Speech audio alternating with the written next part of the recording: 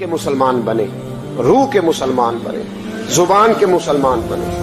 ایک ہندو نے نا کتاب لکھی ہے حضور علیہ الصلوۃ والسلام کے سیرت مبارکہ پر. ہندو نے, وہ ہندو کہتا ہے کہ میں نے نا عجیب منظر دیکھا ہے عرب کے لوگوں کا. ہندوؤں نے نا بڑا خوبصورت میرے محبوب کے بارے میں لکھا ہے. ایک ہندو نے جب حضور کی سیرت پر کتاب لکھی تو کچھ لوگوں نے کچھ اشعار لکھے تو لوگوں نے کہا تو ہندو ہو کے حضور پہ لکھتا ہے, ہندو ہو کے. اس نے بڑا عجیب جملہ کہا, کہنے لگا ہو جائے عشق کسی سے کوئی چارہ تو نہیں, اور صرف مسلم کا محمد پہ اجارہ تو نہیں, صرف مسلم کا محمد پہ. اور پھر کہنے لگا نام و نسب سے اگرچہ ہندو ہوں پر کملی والے میں تیرا سادھو ہوں, کملی والے میں تیرا سادھو, میں تو ساتھ دیوانہ ہوں یا رسول اللہ آپ کا. تو نبی پاک علیہ السلام کے بارے میں لوگ لکھتے ہیں, وہ کہتے ہیں وہ محبت سے نہیں لکھ رہا, وہ سمجھ لیں کہ ایک عالمی تجزیہ نگار ہے تو ایک تجزیہ دے رہا ہے. کہتا میں نے دو قسم کے عرب دیکھے, دو قسم کے. ایک عرب میں نے وہ دیکھے جو اتنے انا پرست ہیں, اتنے خود غرض ہیں, اتنے اپنے ذات کے بت میں الجھے ہوئے ہیں کہ وہ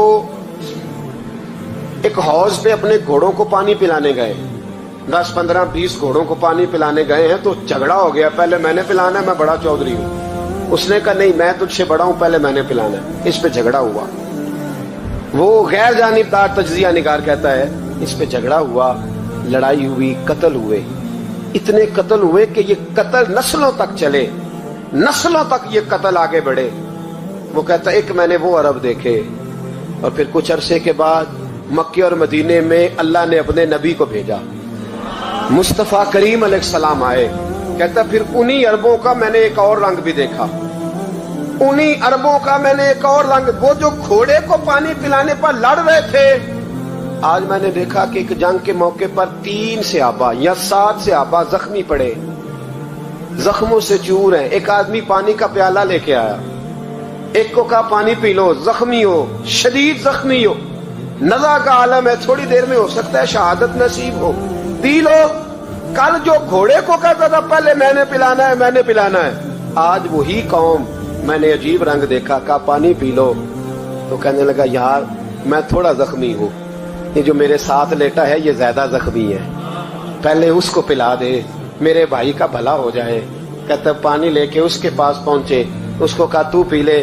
تو وہ کہنے لگا نہیں میں زخمی ضرور ہوں پر جوان ہوں, یہ میرے ساتھ جو صحابی لیٹے ہیں یہ زخمی بھی ہیں بوڑھے بھی ہیں, ان کو پہلے پلا. میں بات کہتے میں تیسرے کے پاس گیا تو اس نے کہا نہیں یار چوتھے کو پلا, وہ زخمی بھی ہے بیمار بھی ہے, اسے زیادہ ضرورت ہے. کہتے چوتھے کے پاس گیا تو وہ تڑپ اٹھا, کہنے لگا 5ویں کو پلا, اس لیے کہ اسے زخم مجھ سے پہلے لگا ہے, اس کا جہاد بھی مجھ سے سخت ہے. کہتے اس کے پاس گیا تو کہنے لگا یار 6 کے پاس چلا جا, اس لیے کہ اس کا وقت مجھے زیادہ قریب لگ رہا ہے. کہتے میں 6 کے پاس گیا تو وہ بول اٹھا, کہنے لگا وہ 5 جس رسول کا کلمہ پڑھتے تھے میں بھی اسی محمد کا ماننے والا ہوں, تو مجھے نہ پلا 7ویں کو پلا. کہتے اس کے قریب گیا اور میں نے وہ منظر دیکھا کہ وہ کہنے لگا نہیں اگر وہ 6 قربانی دے سکتے ہیں تو میں نے بھی نبی پاک سے تربیت لی ہے, تو پہلے کے پاس جا. کہتے میں اس کے پاس جا کے کھڑا ہوا تو روح پرواز کر گئی. میں دوسرے کے پاس گیا تو کلمہ پڑھ کے شہادت کا جام پی گیا. میں تیسرے کے پاس گیا تو حوض کوثر تک وہ بھی پہنچ گیا. کہتے ہیں 7 کے 7 وصال کر گئے, پانی میرے ہاتھ میں تھا اور میں اس صحرا میں کھڑے ہو کے سوچ رہا تھا یہ وہ لوگ ہیں جنہوں نے دل کا کلمہ بھی پڑھا ہے, روح کا کلمہ بھی پڑھا ہے. یہ ان کا صرف وجود نہیں جھکتا رب رسول کی بارگاہ میں, جب یہ جھکتے ہیں تو ان کے دل بھی جھکے ہوئے ہوتے ہیں, ان کی روحیں بھی جھکی ہوئی ہوتی. حالات بدل گئے میرے بھائی. ایک زمانہ وہ تھا جب حضرت عمر فاروق کی لونڈی نے کلمہ پڑھا, ہاں حضرت عمر لونڈی نے کلمہ پڑھا تو حضرت عمر نے اسے الٹا لٹکا لیا, درے مارتے. بی بی کہتی عمر مجھے اتنا مارتے کہ مارتے مارتے تھک جاتے, پھر پانی منگاتے, پانی پی کے پھر مارتے. یہ وہی عمر ہے جو کہتے جو کلمہ پڑھے گا گردن کاٹ دوں گا. یہ وہی عمر ہے جو کوئی غریب مسکین قریب نہیں پھٹک سکتا تھا, لونڈی کو دروں سے مارتے. وہی عمر کلمہ پڑھ گئے. اور پہلے تو ایک قبیلے کے سردار تھے نا بھائی, پہلے ایک قبیلے کے سردار تھے, تو उल्टा लटका के मार। चाहिए था ना जब अमीरुल मोमिनीन बनते ज्यादा सख्त हो जाते और इनके अंदर सख्ती आती, और अमीरुल मोमिनीन बन गए। 24 लाख मुरब्बा मील पर हुकूमत, 24 लाख मुरब्बा मील का हुक्मरान, चेहरे पे नकाब पहना। कंजुल उम्माल में रवायत मौजूद, वही उमर जो कल गरीब औरत को दुर्रों से मारते हैं, वही उमर। इनकलाब आ गया, सोच बदल गई, निगाह और दिल मुसलमान हो गए। उमर गुजर रहे हैं, एक घर से बच्चों के रोने की आवाज आई। चेहरे पे नकाब पहने उमर रुक गए। अफला गुलाम साथ था। कहने लगे पता कर, कोई मसला है। दरवाजे पे दस्तक दी। बीबी तेरे बच्चे क्यों रोते? कहने दौड़ जाओ। कौन होते हो? तुम्हें क्यों बताऊं? गरीब हर एक को नई दास्तान बताएं।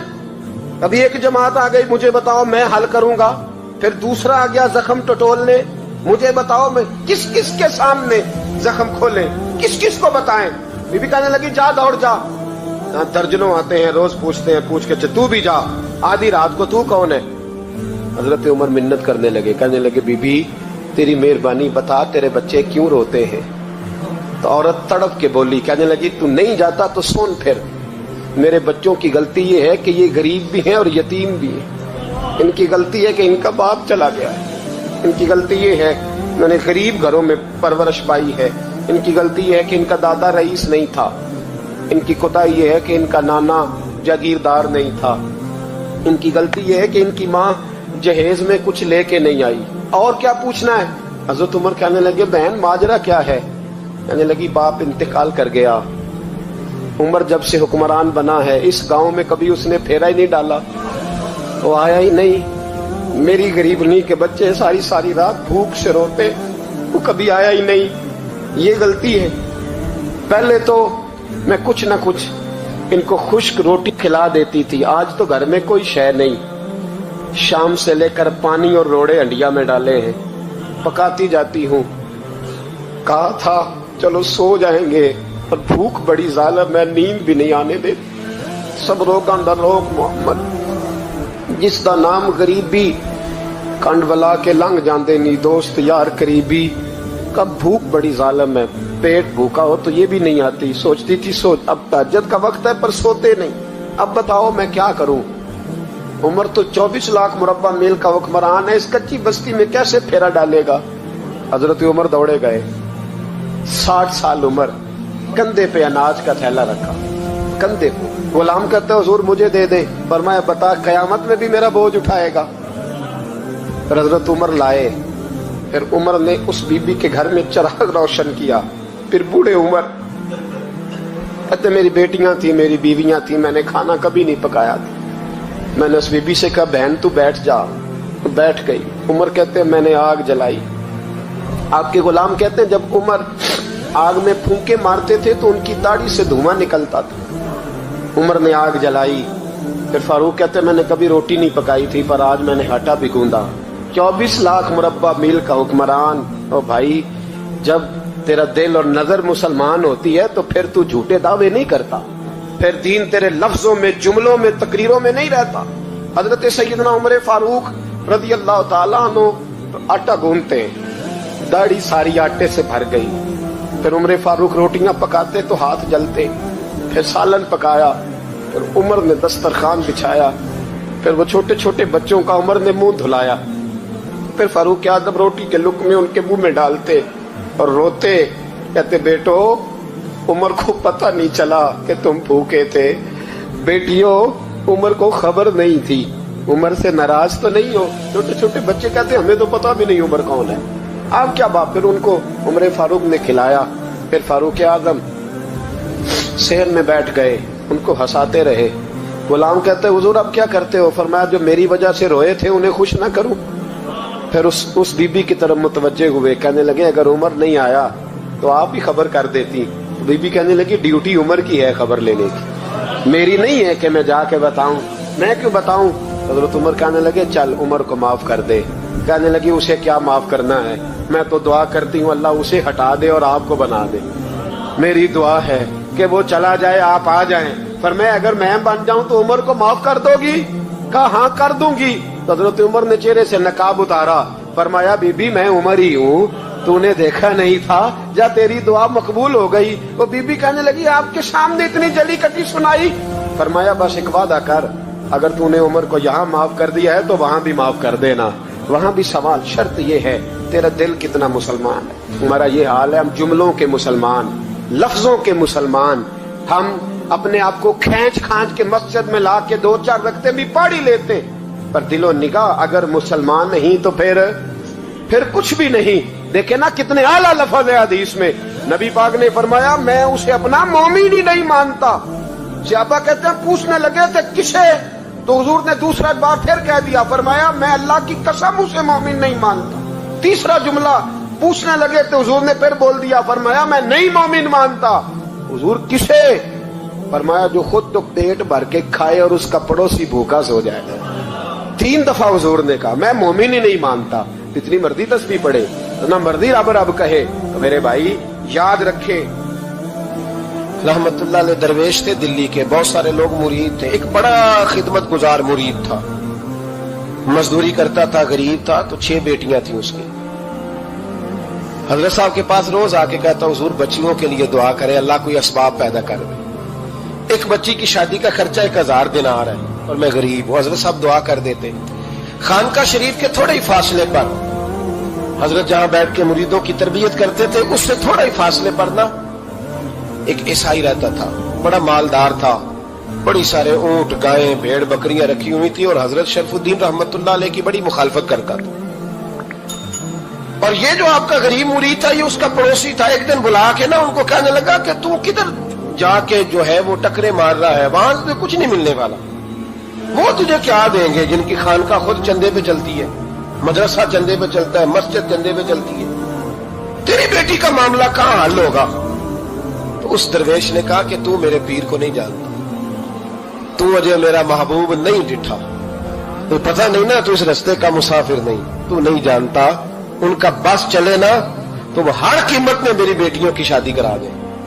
अब वो ईसाई था, कहने लगा अच्छा चलो ठीक है, अगर इतनी बात है ना तो जाओ उनसे जाके कह दो कि 6 साल के लिए मेरे साथ मुआहदा कर ले, तो मेरे जानवरों को चारा डाल दिया करे, 6 साल ड्यूटी करे, मैं 6000 दिनार दे देता हूं। वो मेरे साथ 6 साल मेरे जानवरों को चारा डाले रखते हैं ना आप, चारा डालने के लिए एडवांस पैसे दे के। अब तो लोग उन्हें भी गुलाम ही बना लेते हैं, बड़ी थोड़ी तनख्वाह देते हैं, जुल्म करते हैं, पूरा मुआवजा नहीं देते। हजरत शेख शरफुद्दीन के बारे में वो कहने लगा जो अपने पीर से जाके कह के मेरे जानवरों को 6 साल चारा डाले, मैं 6000 दे देता हूं, तू जो कहता है हर कीमत पे जाने को तैयार है। उसने जब ये बात की तो मुरीद ने नाराज हो गया, वो लड़ाई हो गई, गिरबान पकड़ लिया, झगड़ा हुआ, बात बड़ी दूर गई। इस तरह की बात करता मेरे हजरत के बारे में, तेरे जैसे कई मैं वहां काम पे रखा दूं। जब वो बड़ी बहस हुई, बात मोहल्ले में, इलाके में फैल गई, दुनिया ने सुन ली तो शेख शरफुद्दीन तक भी पहुंच गई। इस तरह झगड़ा हुआ है। लोग सो गए इशा की नमाज के बाद। हजरत साहब ने ना सर पे कपड़ा लिया, उस ईसाई के दरवाजे पे दस्तक दी, वो बाहर आया, फरमाने लगे लोग तो सोच समझ के मुलाजम रखते हैं, तूने भी तो सोच ही लिया होगा तभी तो मुझे ऑफर की है, तू अपनी ऑफर पे कायम है, वाकई मुझे रख लेगा और 6000 दिनार दे देगा? कहने लगा जा बाबा काम कर अपना। फरमाया नहीं, तूने इतने लोगों में बात की, इतनी बहस हुई, तो कायम है? कहने लगा मैं तो कायम हूं पर आपने नहीं कायम रहना। फरमाया मैं सोच समझ के आया। उसने कहा आप ड्यूटी करेंगे, भैंसों को चारा डालेंगे? फरमाया एक शर्त, बस जब अजान हो जाए ना तो मुझे रब की नमाज पढ़ने की इजाजत दे देना, बाकी सुबह शाम जो तू कहेगा। अगर उस गरीब की बेटियां ब्याही जाए तो मुझे और क्या चाहिए? उसकी 6 बेटियों का बोझ है उसके सर पे, तू मुझे रख ले।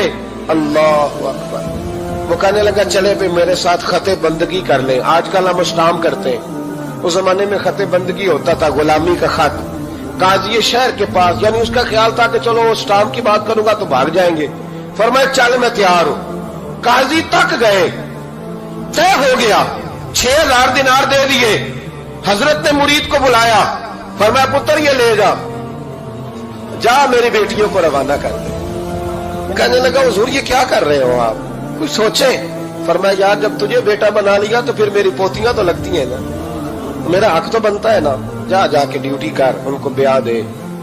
बात फैल गई, बादशाह भी अकीदतमंद था, वो 12000 दिनार लेके पहुंचा। क्या बताऊं इन रब के बंदों का दिल कैसा होता है। کیا درد ہوتا ہے، کیا رنگ. 12,000 دینار لے کے بادشاہ آیا اور آگے حضرت کو پیش کیے کہ حضور آپ دیں اس عیسائی کو ڈبل دیں اور جائیں کام کریں. آپ فرمانے لگے تو پیسے دے، شرطیں نہ لگا، میرا جہاں دل کرے گا میں خرچ کروں گا، مجھے تو مزہ ہی اب آنے لگا ہے، ابھی تو لطف آ رہا ہے، ابھی تو ذائقہ آیا ہے کچھ کرنے کا، پیسے دینے ہیں تو دے، پابندی نہ لگا، جہاں میرا دل کرے گا میں. اس نے کہا حضور ٹھیک ہے رکھ لیں. حضرت نے فجر مسجد میں پڑھی، جیب میں 12,000 دینار تھے. اعلان فرمایا بھی کسی اور کی بیٹی بھی بیٹھی ہے تو پیسے میرے پاس ہے. وہ 12,000 دینار بھی بانٹ دیا اور 12,000 دینار بانٹ کے نا تو پھر چلے گئے کھیت میں چارہ کاٹنے. اس عیسائی کو کسی نے بتلایا کہ ان کے پاس تو 12,000 آیا ہے پر تجھ سے جان نہیں چھڑائی انہوں نے. وعدہ یہ ہوا تھا کہ 6 دیں گے تو جائیں گے، جب تک دیں گے نہیں تیرے گھر میں کام کریں گے. وہ نا چارہ کاٹ رہے تھے، حضرت صاحب تو وہاں پہنچ گیا، دور جا کے کھڑا ہو گیا، کہنے لگا بابا پہلے تو میں نے مسلمانوں کے اخلاق سنے تھے، اب تو میں نے دیکھ بھی لیے، پر یہ بتا جب 12,000 آیا تھا جان کیوں نہیں چھڑائی؟ تو حضرت چارہ کاٹتے کاٹتے رو پڑے. فرمانے لگے تو نہیں نہ جانتا یہ بیٹیاں سانجھی ہوتی ہیں، پتہ نہیں نا. میرے رسول پاک نے تو حاتم تائی کی بیٹی کے سر پہ کپڑا رکھ کے کہا تھا بیٹیاں برابر ہوتی ہیں. تو یہ نہیں پتا جب اس کی 6 بیٹیوں کی شادی ہوئی ہے میرے اندر روحانیت کتنی بڑی ہے. فرمایا پھر 12,000 آیا ہے تو 2-4 بچیاں پھر گئی ہیں، تو یہ نہیں پتا میں اندر سے راضی کتنا ہوں، میں تیری نوکری کرتا رہوں گا، پتہ نہیں اللہ کتنی بیٹیوں کو بیاہ دے گا. اتنا رویا وہ عیسائی کے پیروں میں بیٹھ گیا، کہنے لگا بابا میں نے تیری مخالفت کی ہے پر تیرے قریب آ کے پتہ چلا ہے تو بہت اونچے اخلاق کا مالک ہے، اور اگر تیرا یہ مقام ہے تو تجھے اخلاق سکھانے والے محمد عربی کی شان کتنی ہوگی. ظالم کی بولیے جاتے نہیں لوگ جھوٹے گواہ بن کے. وکیل صاحب کو نہیں پتا ہوتا کہ یہ بندہ مجرم ہے جو میرے پاس آیا، کیا مجرموں کے وکیل نہیں ہوتے؟ بولے تو اس کو پتہ نہیں ہوتا وکیل صاحب کو کہ یہ صاحب مجرم ہے، میرے پاس مقدمہ لے کے آئے. اور اگر بے ادبی نہ ہو جائے تو میرا خیال ہے قاضی عدالت کو بھی پتا ہوتا ہے کہ مجرم کون ہے اور مظلوم. میرے نبی پاک صلی اللہ علیہ وسلم نے اس قدر زیادہ سختی فرمائی اس مسئلے میں. فرمایا جس کو پتا تھا کہ فلاں آدمی ظالم ہے، ظلم کر رہا، پھر وہ ظالم کا گواہ بنا یا اس نے ظالم کی مدد کی، کتنی کی؟ شارحین لکھتے ہیں چاہے اس نے ایک جملہ بول کے کی، چاہے ایک، سارے بولیے، چاہے ایک غریب کو اس نے ظلم کیا تو کہتے ہیں علاج یہ، چاہے ایک جملہ بول کے کی. شارحین اس حدیث کی شرح میں لکھتے ہیں ایک جملہ بول کے چاہے مدد کی. جس بندے نے کسی ظالم کی مدد کی کسی مقدمے میں یا کسی صورت میں اور اسے پتا تھا یہ ظالم ہے، میرے نبی پاک صلی اللہ تعالی علیہ وسلم فرماتے ہیں اگر اس نے مدد کی، ابھی ظالم کی بات نہیں ہو رہی، ظالم کے مددگار کی بات ہو رہی، اگر کسی نے ظالم کی مدد کی تو حضور فرماتے ہیں خدا بھی اس سے بری و ذمہ ہے، رسول بھی اس سے بری و ذمہ ہے. سنبھال کے رکھے اپنی نمازیں، قربانیاں، حج، زکوٰۃ سنبھال کے رکھے. اگر ظالموں کا مددگار ہے، الیکشن آ لینے دے، آپ کو نظر آ جائے گا کون کون ظالموں کا مددگار ہے، نظر آ جائے گا. اپنی جیب سے لوگ پیسے دے کے ظالموں کی مدد کریں گے، ان کے فلیکس چھپوائیں گے، بورڈ لگوائیں گے، جیبوں سے پیسے دیں گے. ہم نے خود آگ لگائی ہے چمن میں اپنے، بے سبب گردشی ایام کو الزام نہ دو، ہم نے خود نور کا ظلمت سے کیا ہے سودا، کر کے توہین سحر شام کو الزام نہ دو.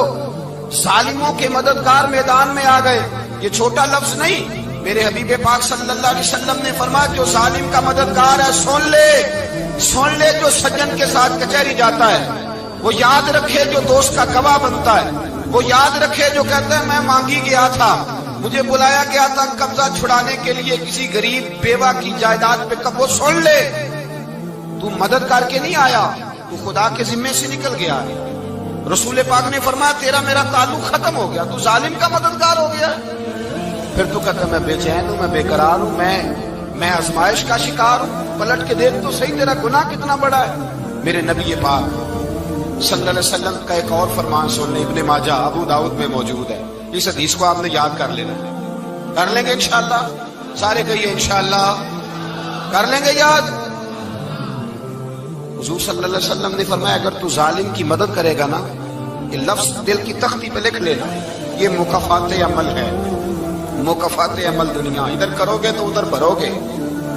فرمایا اگر تو کسی ظالم کی مدد کرے گا، سن لے حضور کا فرمان ہے، اگر تو ابن ماجہ ابو داؤد صحاح میں موجود ہے، فرمایا اگر تو کسی ظالم کی مدد کرے گا تو رب تعالیٰ مرنے سے پہلے پہلے تیرے اوپر بھی ظالم کو مسلط کر دے گا، تیرے اوپر بھی ایک دفعہ ظلم ضرور ہوگا اگر تو ظالم کی، وہ کسی صورت میں بھی ہو سکتا ہے، کسی صورت میں تیرا بیٹا ہی اٹھ کے ظلم کر دے گا، تو الجھ جائے گا، کسی نہ کسی جگہ تیرے لیے تباہی کا سامان ہوگا، تیرے اوپر ظلم ہوگا، اس لیے کہ تو ظالموں کا مددگار ہے۔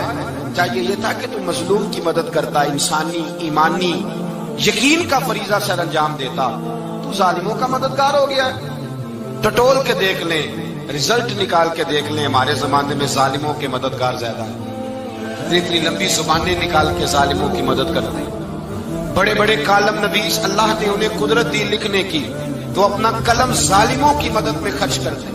وہ لوگ جن کو اللہ تبارک و تعالیٰ نے قدرت دی، ہمت دی، طاقت دی، کچھ لوگ ان کے حلقہ احباب میں وہ اپنے لوگوں کو استعمال کر کے ظالموں کی مدد کرتے ہیں، ظالموں کی مدد کرتے ہیں۔ میرے نبی کریم سید عالم نور مجسم صلی اللہ علیہ وسلم نے فرمایا اگر تو نے ظالم کی مدد کی تو جب تک تو توبہ نہیں کرے گا رب تجھ سے ناراض ہی رہے گا، اللہ تجھ سے، او بھائی جس سے رب بھی ناراض ہو گیا، نہ کھانا نہ پینا نہ سونا نہ جاگنا نہ نیند، پھر تیری ہر چیز تیرے لیے آزمائش ہو جائے گی، پھر تیرا سایہ بھی تیرے لیے خوف کا سامان بنے گا، پھر زندگی جیتی جاگتی لاش بن جائے گی، تو اپنے کندھوں پر اپنی میت اٹھائے پھرے گا جب تو ظالم کا مددگار ہوگا۔ اور نبی پاک صلی اللہ علیہ وسلم نے فرمایا ظالموں کا مددگار بھی ظالم ہوتا ہے، ظالموں کا مددگار بھی، سارے بولے ظالموں کا مددگار بھی، نہیں کو نہیں، آپ سارے نہیں بول، ایک دفعہ بولے ظالموں کا مددگار بھی، پکی بات ہے، ظالموں کا مددگار بھی۔ اللہ جس کا یارانہ ہو، جس کا دوستانہ ہو، جو کہے میں نے نا اس کو اوکھے ویلے کے لیے ظالم کو یاد رکھا ہوا ہے، کبھی مشکل پر رکھے نہیں ہوئے لوگوں نے ظالم دوست، کہتے میں نے رکھے ہوئے ہیں، بلکہ ہمارے دیہات میں تو کہتے ہیں میں نے بازو بنائے ہوئے۔ کس کو بازو بنا لیا؟ ظالم بھی کبھی بازو ہوتا ہے، جو ظلم کی تلوار لیے میدان میں کھڑا ہے۔ قارون، حامان، فرعون، نمرود کا حال نہیں لوگوں نے دیکھا؟ اپنے زمانے میں آپ نے کتنے لوگ نہیں دیکھے جن کے سائے سے، آواز سے لوگ کانپتے تھے؟ پھر پولیس کی گاڑیوں میں وہ اس طرح مردہ پڑے کہ دنیا نے تماشا دیکھا ان کا، یہ رنگ ہم نے دیکھے نہیں اپنے آنکھوں سے۔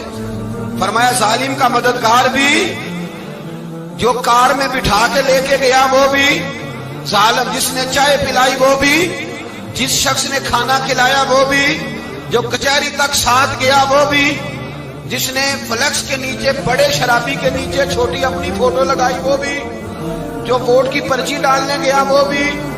کہہ دینا باہر نکل کے کہ حضرت صاحب نے سیاسی تقریر کی ہے، کہہ دینا، پر بات تو سچی ہے نا۔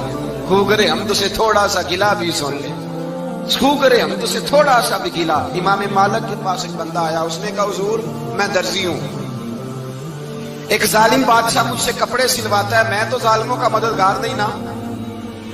ایک ظالم بادشاہ مجھ سے، حضور میں تو مددگار نہیں نا ظالموں کا، جو فرمایا ظالموں کا مددگار بھی ظالم ہوتا ہے، تو کپڑے لے کے آتا ہے میں سی کے دے دیتا ہوں، ذمہ داری نہیں سمجھے۔ یہ ایک آدمی دکاندار ہے، اس سے کوئی بندہ چیز خریدنے آئے گا تو تھوڑی کہے گا میں نے نہیں دینی، تو دے گا۔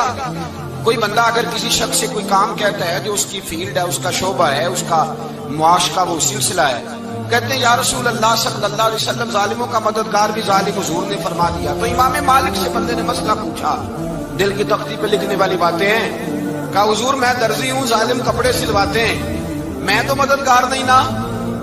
امام صاحب کہنے لگے نہیں، مددگار تو وہ ہوگا جو تجھے سوئی دھاگا فراہم کرے گا، تو پورے کپڑے سی کے دیتا ہے، تو خود بہت بڑا ظالم ہے، تو پورے سوٹ سی کے دیتا ہے، تو بہت بڑا ظالم خود ہے۔ مددگار تو وہ ہوگا جو تجھے دھاگا دے گا، جو تجھے بٹن دے گا، جو تجھے نلکی دے گا۔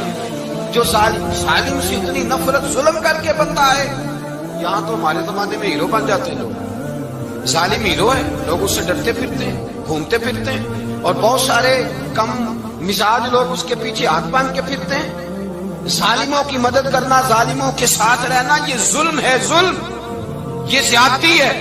میرے نبی پاک صلی اللہ تعالی علیہ وآلہ وسلم نے ارشاد فرمایا یاد رکھو رب فرماتا ہے میں مظلوم کی مدد ضرور کروں گا، چاہے جلدی کروں چاہے دیر سے کروں، میں مظلوم کی مدد۔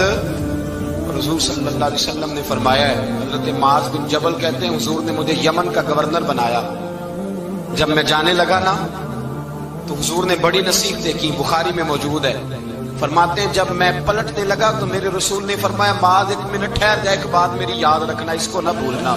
کہا حضور کیا؟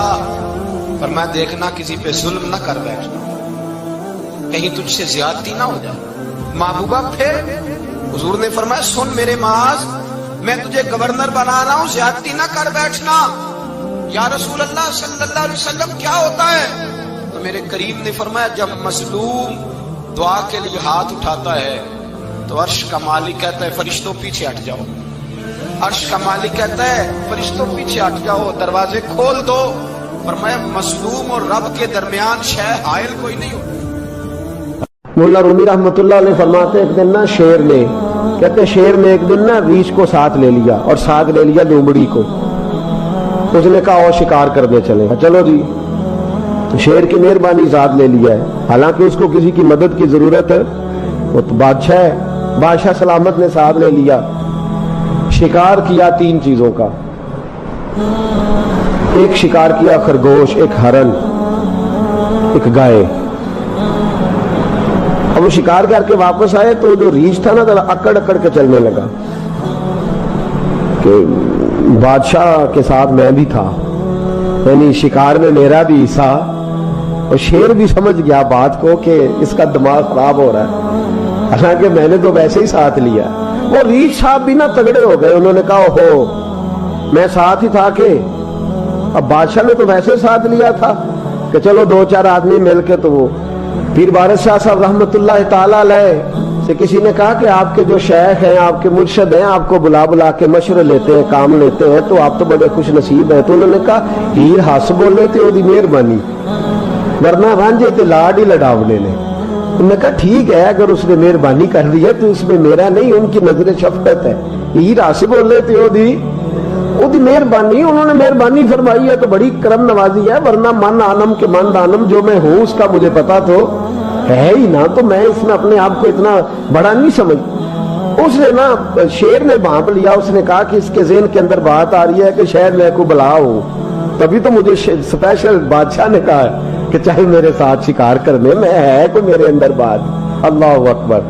اس نے نا آ گئے بیٹھ گئے، تو اس نے کہا اس سے بادشاہ نے کہ کیا کرنا ہے، اب شکار تو ہو گیا ہے، تو اس کے اندر تو سودا سمایا ہوا تھا نا، اس نے کہا جی کرنا کیا ہے، بانٹ کے کھانا چاہیے، بانٹ کے کھانا چاہیے۔ اس کو بڑا غصہ آیا، اس نے کہا اچھا تو مجھے کمزور سمجھتا ہے، میں جو چاہتا تھا کر سکتا تھا، میں نے تو عذرائے محبت تجھے عزت دی ساتھ لے لی اور تو بن کے ہی بیٹھ گیا ہے۔ اس نے کہا اچھا بانٹ کے کھانا چاہیے، کہا بالکل، کہا چلو بانٹو، پھر کیسے بانٹنا ہے؟ ہرن کا اور بکرے کا گوشت ایک جیسا ہوتا ہے، بلکہ ہرن کا زیادہ مہنگا ہوتا ہے، لذیذ ہوتا ہے۔ اب اس نے تقسیم کیسی کی دی، اس نے چلاکی کرنی چاہیے، کہنے لگا جی تقسیم سیدھی سی ہے، آپ بڑے ہیں، گائے آپ کی، 3 جانوروں کا شکار ہوا نا، گائے، ہرن اور خرگوش، کہنے لگا آپ بڑے ہیں، گائے آپ کی، میں درمیانہ ہوں تو ہرن میرا، اور لومڑی چھوٹی ہے تو خرگوش ہے لومڑی کا۔ اس نے کہا تیرا بھلا ہو جائے، کیسی تم نے تقسیم کی ہے؟ اس نے مارا پنجا اور ریچھ کو بھی مار دیا۔ اس نے کہا تو عجیب آدمی ہے بھائی، تجھے تو ذرا موقع دیا ہے تو تو نے ہاتھ ہی وہاں ڈال لیا ہے جہاں بالکل تیرا بنتا ہی نہیں تھا۔ اللہ اکبر۔ اس نے کہا اچھا مر گیا، اب لومڑی بھی سنبھل کے بیٹھ گئی، لومڑی ذرا تیز ہے، چلاک ہے، تو مولا رومی علیہ رحمہ کہتے ہیں، اور شیر کہنے لگا لومڑی سے چل تو تقسیم کر، تو تقسیم کر کیا کرنا چاہیے؟ تو کہنے لگی بادشاہ سلامت تقسیم بڑی سادی سی ہے، سویرے ناشتہ خرگوش کا کرے، دوپہر کو آپ جب کھانا کھانے لگے تو ہرن تناول فرمائے، اور شام کو ذرا آپ زیادہ کھاتے ہیں تو آپ گائے کھائیں، یہی تقسیم ہے۔ بڑا راضی ہوا شیر۔ اس نے کہا تو نے یہ تقسیم بڑی اچھی کی ہے، یہ کہاں سے سیکھی ہے؟ کہنے لگی ریچھ کی موت سے سیکھی ہے، ابھی مرا ہے نا میرے سامنے، اس کی موت سے میں نے سیکھی ہے اس لیے کہ اگر یہ تقسیم نہ کی تو مر میں بھی جاؤں گی.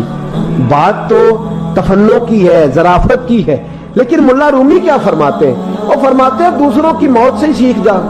حضرت عمر کا وصال ہوا، قبر پہ مٹی ڈالی جا رہی تھی. حضرت ابو درداء نے نا یہ مٹی پکڑی ہوئی ہے، تو ایک ایک چلو کر کے مٹی ڈالتے ہیں نا، پہلے 3 چلو ڈالتے ہیں کہ چلو ہمارا بھی اس نیکی میں حصہ ہو جائے. تو مٹی ڈالنے کے لیے نا مٹی پکڑی ہوئی تھی. توجہ ہے آپ کی میری بات پر؟ اس مٹی کو لے کر کے جا رہے تھے حضرت ابو درداء. مٹی لے کے جاتے حضرت سیدنا ابو درداء حضرت عمر کی قبر پر ڈالنے کے لیے، یہ پکڑی ہاتھ میں مٹی ڈالنے کا ارادہ کرتے تو واپس آ جاتے، پھر جاتے تو واپس آ جاتے، پھر جاتے.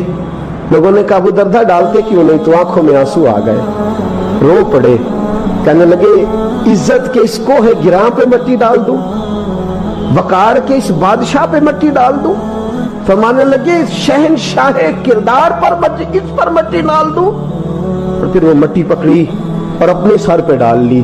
فرمانے لگے عمر تو مٹی کے قابل نہیں، مٹی کے قابل تو میں ہوں، میں تھا جس پر مٹی پڑنی چاہیے تھی.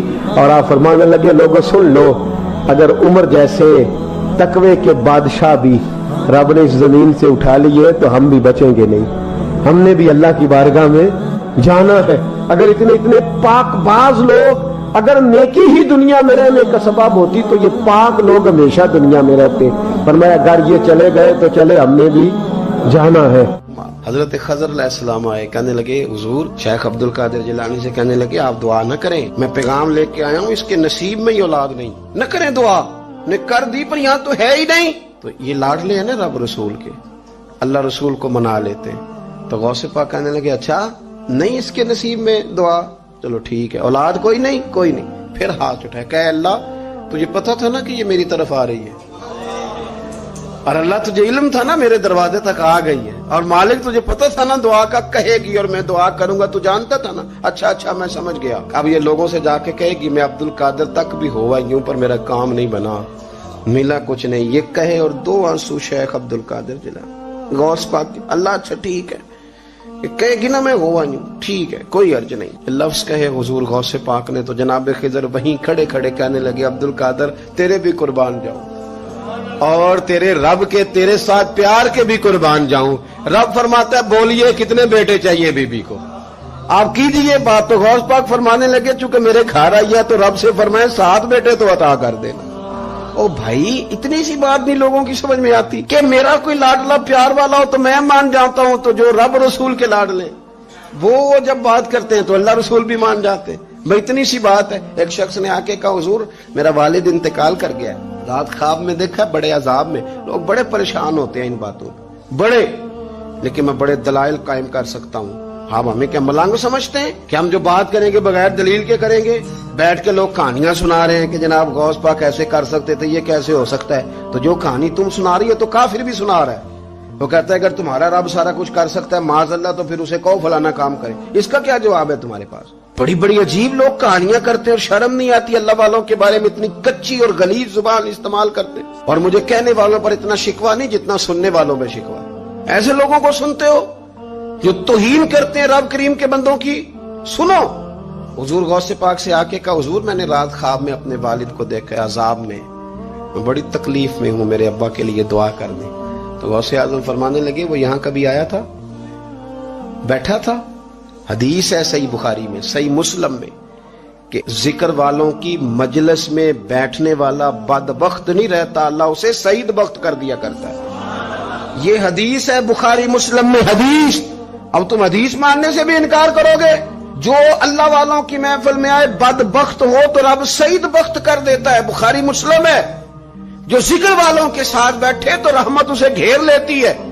اس نے کہا حضور میرے والد آئے ہیں آپ کی محفل میں. تو غوث پاک نے بچھا لیا مصلا، کہا مالک تیرے محبوب کا فرمان ہے نا کہ جو ذکر کی محفل میں بیٹھے انہیں رحمت گھیر لیتی ہے، ان پر سکینہ نازل ہوتا ہے. وہ بدبخت ہوں تو سعید بخت ہو جاتے ہیں. تو اللہ پھر بندہ نمازی کرنا، وہ ہمارے ساتھ بیٹھا کرتے تھے. مہربانی فرمانا، کرم نوازی فرما. وہ شخص کہتا ہے میں رات کو جا کے سویا تو خواب میں ابا ملے جنت کا لباس پہنا ہوا ہے، اور میرے والد کہنے لگے پتر سارے کام چھوڑ دینا، عبد القادر جیلانی کا دروازہ نہ چھوڑنا، خبردار غوث پاک کا دروازہ نہ چھوڑنا، ہمیں ملنگ نہ سمجھو۔ آپ کیا سمجھتے ہیں کہ ہم ایسے کو ملنگ تلنگ لوگ ہیں جس کے مرضی پیچھے لگ جائیں گے؟ ہم تو بڑے سیانے لوگ ہیں، ہم تو بڑی جلدی کسی بندے کو تسلیم ہی نہیں کرتے۔ ہر بندہ اپنے ابا کا نام اپنے نام کے ساتھ لگاتا ہے۔ ہم نے زندگی قادری لکھ کے گزار دی ہے ساری۔ آپ کیا سمجھتے ہیں کچے پکے لوگ ہیں؟ اور صرف یہاں نہیں، وصیت لکھ کے رکھی ہے، مریں گے بھی تو قبر پہ پہلے لفظ قادری لکھنا، اس لیے کہ خدا کے فضل سے ہم پر ہے سایہ غوث اعظم کا، اور ہمیں دونوں جہاں میں ہے سہارا، اور بڑی تحقیق کے ساتھ اور بڑی ریسرچ کے ساتھ اور بڑے